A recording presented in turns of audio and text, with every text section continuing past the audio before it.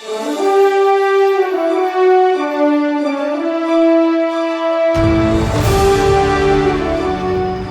many people say, I didn't know this was here? Almost 90% of the people that stop by.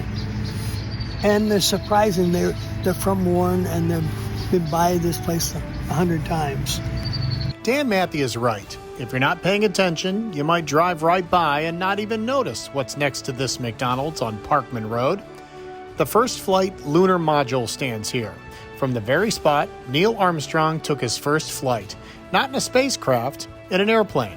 This is the actual site where Neil took his first airplane ride. And I asked Neil if he actually still remembered that moment, since it was so many years ago. It was 1936. Big smile came on his face. He says, as if it was yesterday. Dan got to meet Neil Armstrong and ask him all about it when he came to visit the site back in 2005.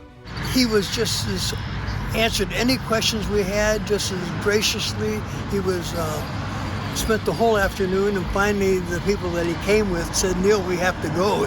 He spent about 4 hours here. So Armstrong, who was attending Champion schools at the time, told him about taking the flight, an impromptu birthday present from his dad, who by all accounts was a little rough on 6-year-old Neil.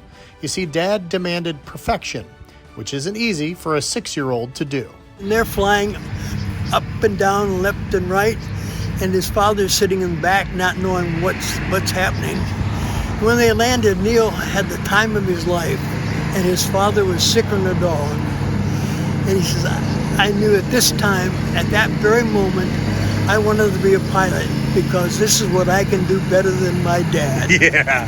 From pilot to astronaut, and then the rest is history. It's one small step for man, one giant leap for mankind.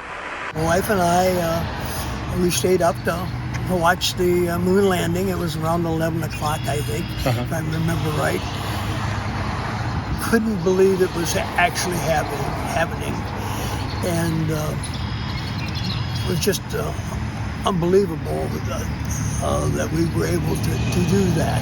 But Armstrong and his crew did it, and it's commemorated here with this LEM, an exact replica, half the size of the original.